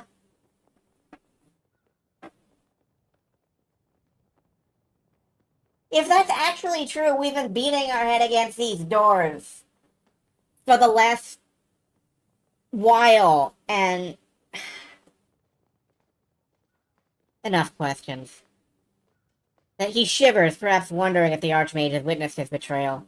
He sighs, staring at the portrait once more. There is a clatter of armor outside the door. Guards are passing this way and that. And then the last 7 stamina yet, well... Maybe the last 6 stamina. You had better leave, he mutters. Quickly. Alright, I'm gonna try this fucking door if possible.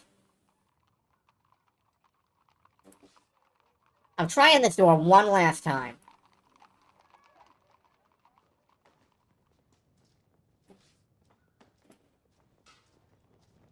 If we don't get anywhere with this, I'll leave it alone. But... climb the doors. Climb the stairs. Don't read the message, just keep climbing.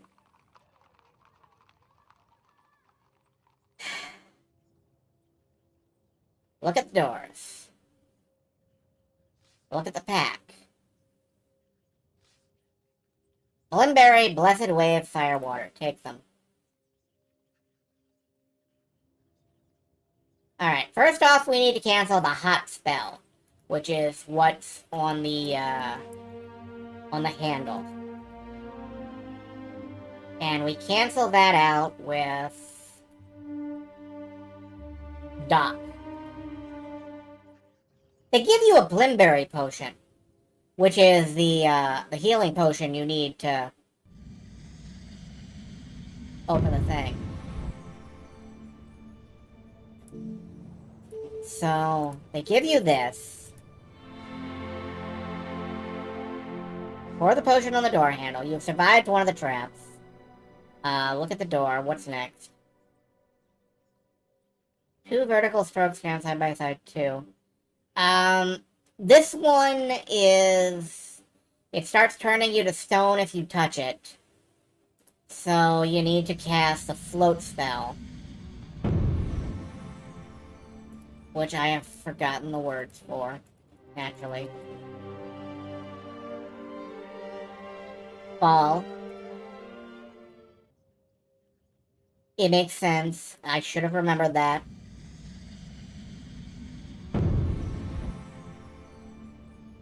F-A-L. It seems to have no effect, and you do not float in the air. You turn the door handle, now completely safe. Once again, the door vanishes from sight. The invisible barrier has returned. This is what stuck me last time. I thought we needed to be invisible to get through it. I don't think we do. I think there's something else that we need to cast. And I think it might be, I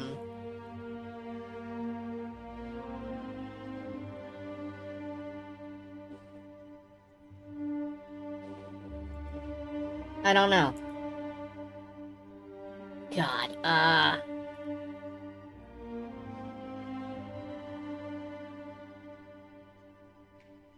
If there's a way to get through this without rewinding ever, does the invisible wall spell have a counter? That is what I'm wondering.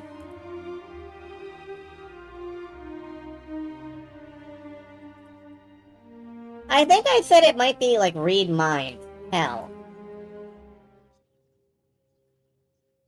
Can I pop it?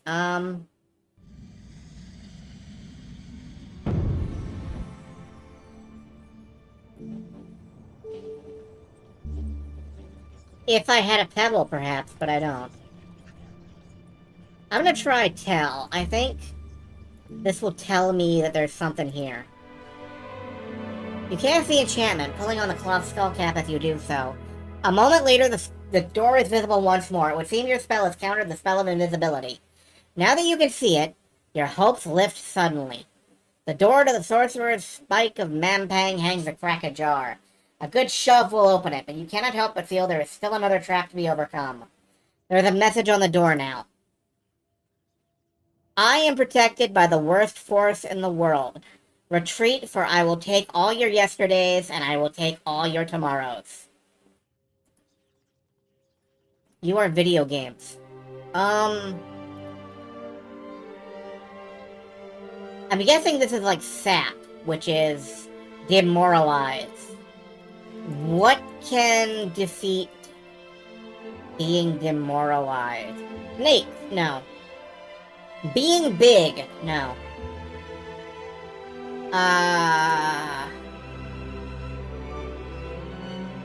Being dumb. That defeats dancing.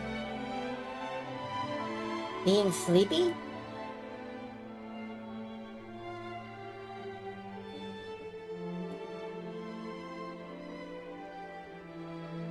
Smelling bad? Pep. They give you fire water for a reason, maybe.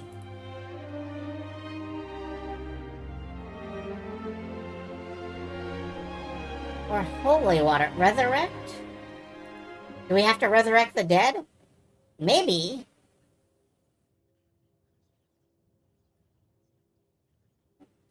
Ah, I wish I could rewind.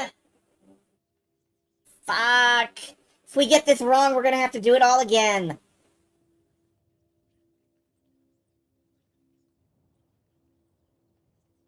Create tofu. You're right. This is just like the ending of Resident Evil 2. Wait, no. But I am gonna try the res spell.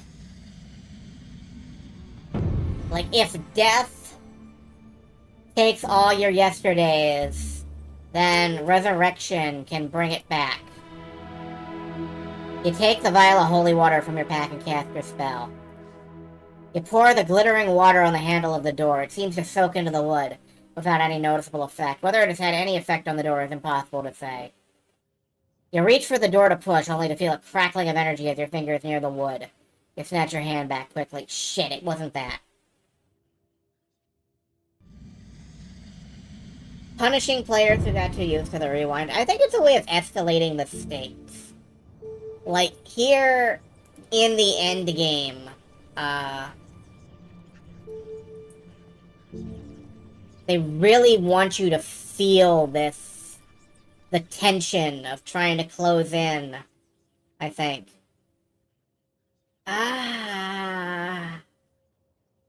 I'm gonna do a Google search. I can't. I need to know what beats this door.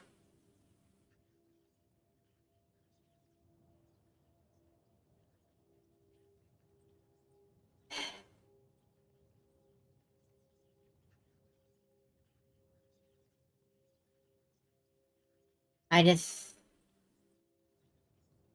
what would it be? It is the Z spell.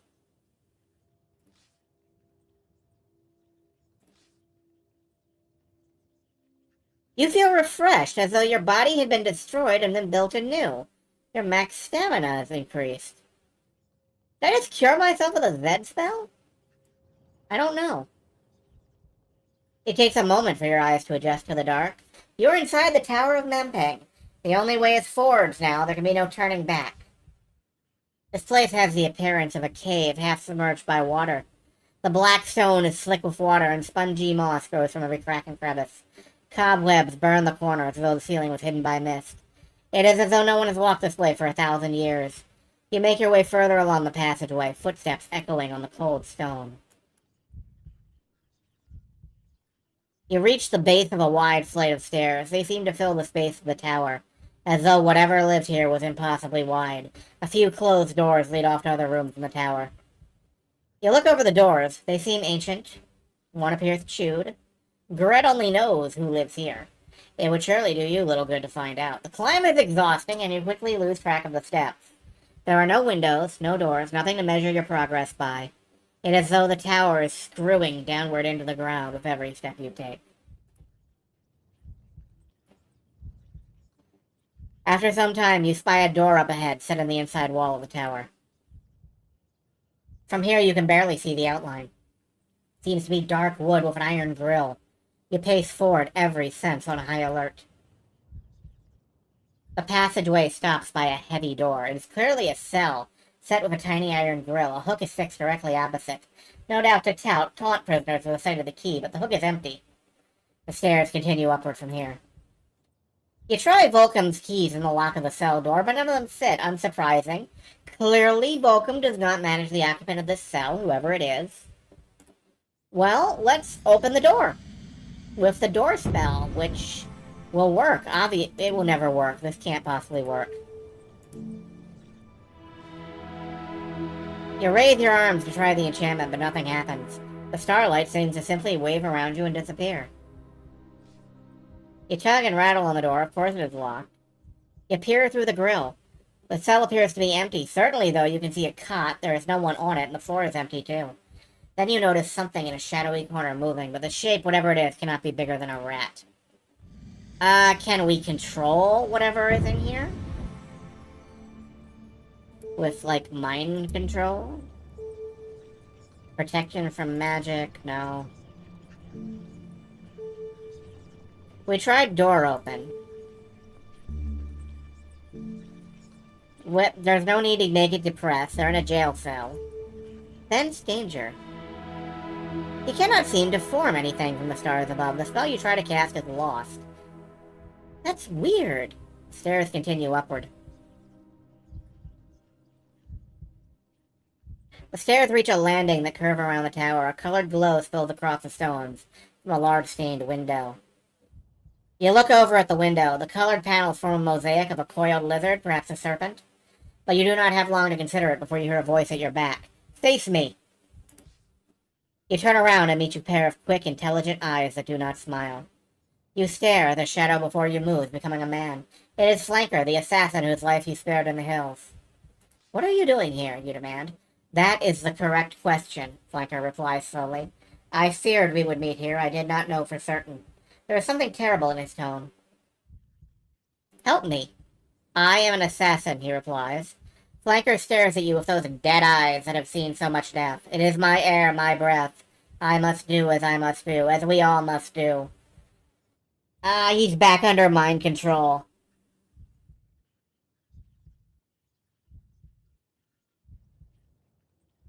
Help me kill the Archmage, you appeal. Help me end all this. He shakes his head. When I met, I knew my destination, but not my target. As I known, I would have killed you sooner, Annalander. I recall that I bested you. If I had known I was to kill you, I would have stabbed you in the back the moment you walked away from me, Flanker replies coldly. Better to have done it then, before the hardships you endured to reach this place, than to cut you down so close to your goal. You cannot beat me. You know it. Only one of us will walk away from this spot, he answers. I have killed 100 men and 100 women in my time, and I have studied your style in our long journey together. You reach forward to take his arm. A split second seems to pass, and suddenly there is a grasping pain in your right side. Flanker steps back, his blade running with blood. I fear I now possess an irrevocable advantage, he murmurs. If you kneel, I will make your death quick. He has cut off your hand at the wrist. You have lost one hand. Casting spells will no longer be possible. You know, I thought that might happen, but then I thought, let's be optimistic and give it a shot anyway. You draw your sword from the scabbard. Flanker, I beg you. You begin helplessly, begging with your one remaining hand. Break your contract and save our land. I am an assassin, Flanker replies. If I do not kill those I pledge to kill, I am nothing. I am as changeable then as the weather. Your orders are wrong. My masters judge each act. They do not share their judgment with me. If I disobey, I am the hand that disobeys the mind that owns it. That hand has only one fate. He glances down at the severed fist on the floor that still twitches. Okay, well, we are now, extremely weak. And it looks like we're gonna have to... Oh my god.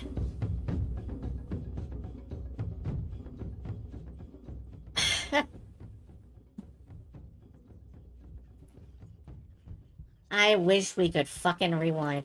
How come my battle sprite still has both hands? Because the artist, didn't bother to redraw it. Yeah, I'm gonna die here. I'm not even reading the flavor text. Like, I don't think I stand a chance.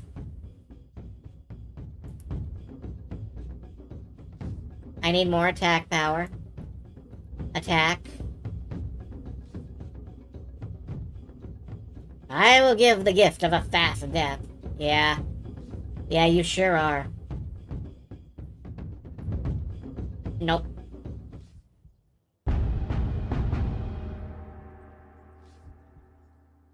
Alright, what's my fate? You have been killed in combat. I don't think I broke the curse after all, then. Ah.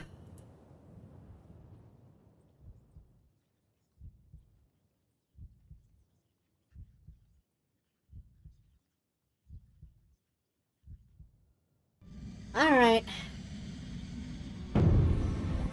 I mean, we know how to get through the doors now.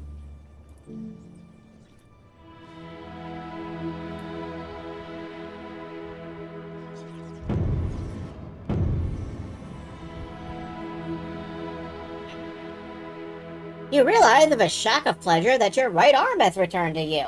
Oh, good, that's the arm that gives me pleasure. I mean, wait, no.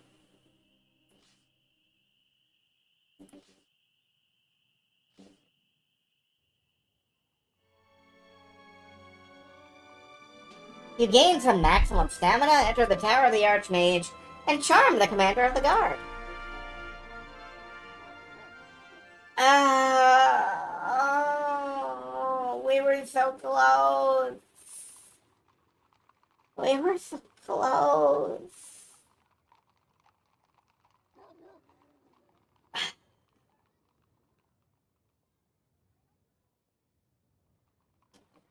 I think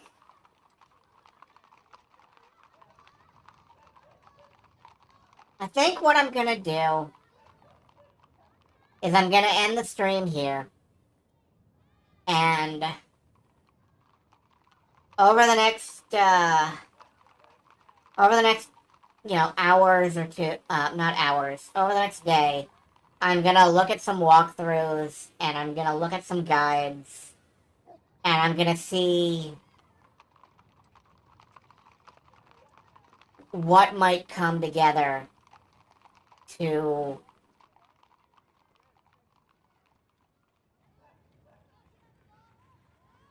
if I can get back to the barrier, I can probably get another stamina so I can maintain it at 15 to 16. Yeah, that would be nice, actually. Um,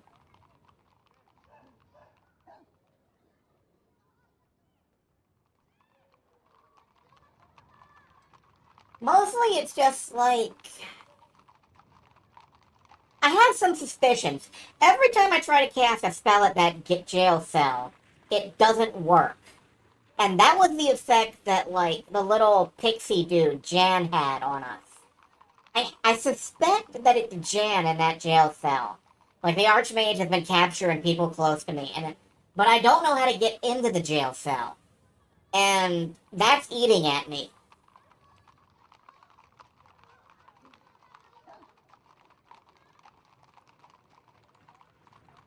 So, I don't know if there's another key somewhere, perhaps?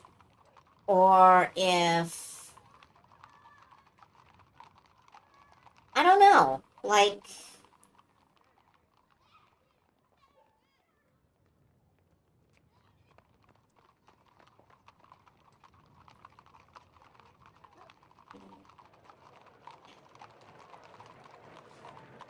Let's just try walking past the guards. Because we're still dressed as a captain. If not, we can charm the Archmage again. Approach the guards. Alright, one asks. I need to go through. Normally I would let you through, but we're supposed to be tightening security. We shouldn't let anyone through without express business. Very good. You tell her it is clear the alarm has been raised after all. Where is your captain? At this post? Haven't got one. Most captains are running around like chickens, barring yourself, of course. Trying to get everyone tidied up. Well, with these new generals coming in, I suppose we'll get absorbed into the army once they start marching. What army? Oh, now I know you're pulling my leg. What army? You had me going for a minute there. And then, like, the passing beggar shows up and... Easy now, not worth the violence. What's that he shoved me? I'm gonna teach him to respect the guards. What do you think you're doing? Any excuse to grab you. The guard stares at you for a moment, then breaks into rolling laughter. Well, you're an alright sort. Go on, go through. Alright. So we prevented her from committing violence against the beggar, which I'm down with. I want to go up here, and I want to see if we actually do get a stamina recharge. But I know that we're going to have to die again. Alright, move on up. This is going to be the Birdman. at the end of this alley. I'm gonna have to try to bribe them again and then probably kill one. Which is great. Sure. Be a good idea not to stand around in case your disguise doesn't know. I'm trying to move on. I'm trying. For the love of God, I'm trying.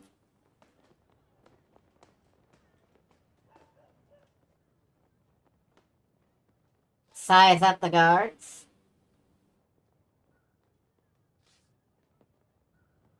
Approach the iron door. I'm probably gonna have to bribe them again.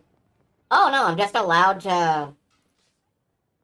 No, I'm not allowed to walk past. Talk to them. What do you want? Stand aside, soldier. Captains have authority in the city, but that doesn't grant free movement up here. Let me pass. Why? Who are you? I don't like your tone. Well, insult her. He lifts his talons to attack. Just stand back. Now you, go back. Just let me pass. Alright, I'm gonna have to sword fight, which is not really what I wanted to do. The creature curses and her foul tongue. Well, yet she's a bird. All tongues are foul. Well, no, maybe not. I actually don't know if all birds are fowls. I know chickens are. Oh, well. Oh. Alright.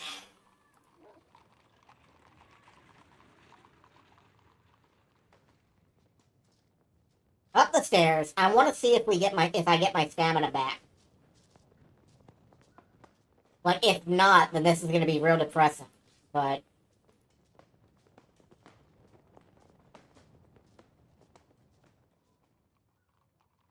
keep going. What is a little bit distressing is that you don't get the,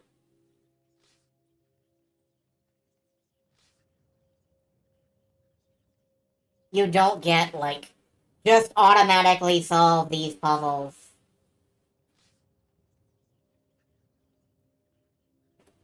Cast a spell. To cancel hot is dock.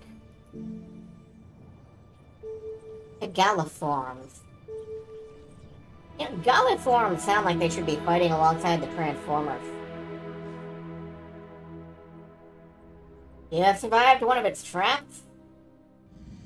Next up is Fall to cancel Rock.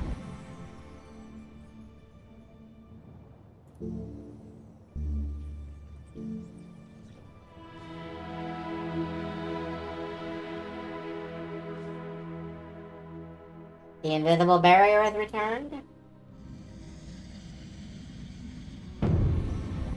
This is, Tell.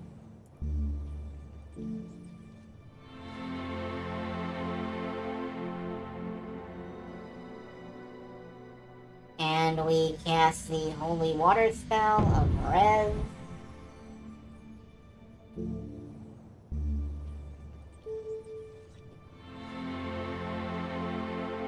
Pour the water on the door. Push the door. You feel refreshed as though your body had been built anew. No. 15 is all I get.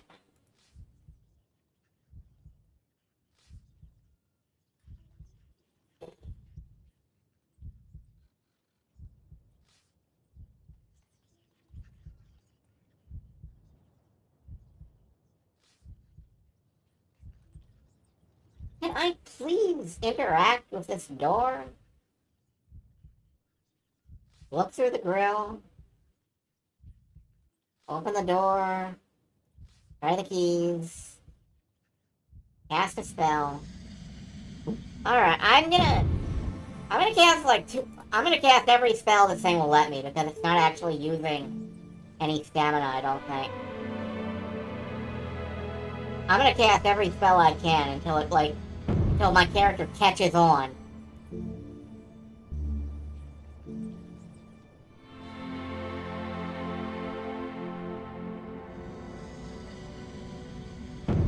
Come on. Notice. Notice shit, man. Something is preventing you from casting any spells here. Yeah, what could it be?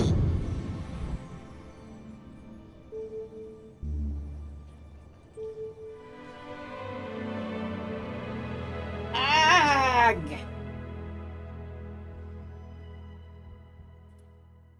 I know! I know it's him, god damn it! Alright, pray for healing, because we need some healing. Stairs continue upwards. Great. Can I be protected from an anti-magic spell? I don't think so. Take out the Sun Serpent Orb. What is that? You will not trick me with baubles. Smash the orb! You! Screams the serpent rearing up, but you realize it's talking to Flanker. You gave me to her!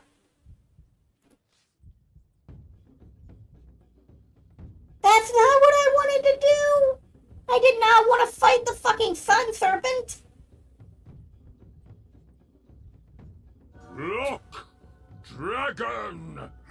Yeah, it is. It's a dragon. Look, dragon! I'm just gonna go ahead and die to the dragon.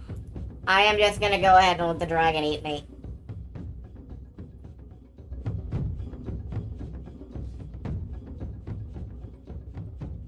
That is the fucking opposite of what I wanted to do.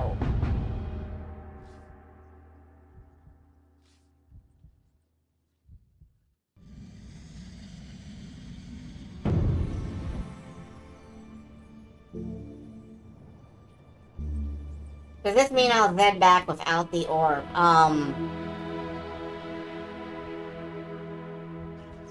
You know, that is a... Wait a minute.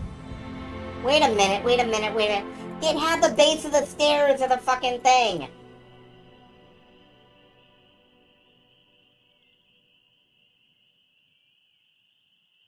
Ugh.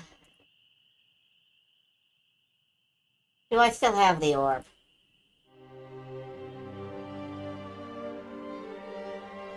I don't think I do.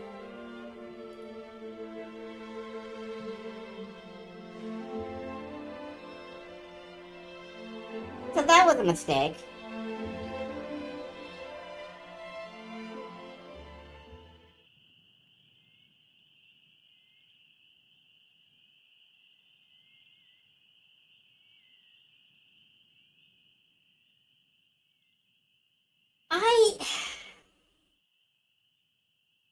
Yeah, I don't think I'm gonna feel any shame about this. When we meet tomorrow, it will be with a walkthrough. And I may be restarting this book.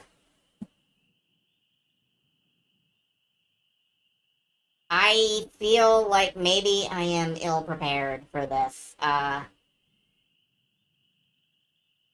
pretty sure I could just, like, murder Flanker if I wanted to. Well, I'm making some assumptions here, but...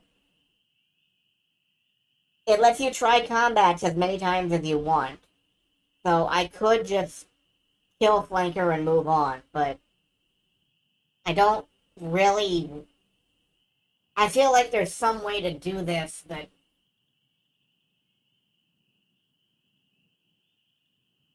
Man, I don't know. So tomorrow I will come back armed with a walkthrough. This is a complicated one. This is a difficult work of interactive fiction. And I have respect for it. It's just very difficult.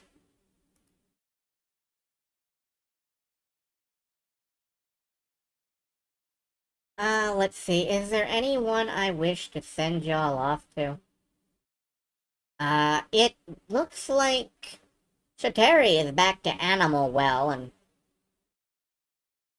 could probably use the audience. I think I will send you all off over there.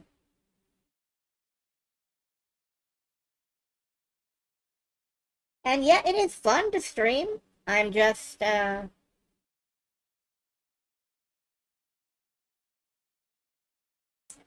if it were not for the lack of momentum, I would not be, like, I feel a real lack of momentum here, and I want to move on through the plot to a different game at some point.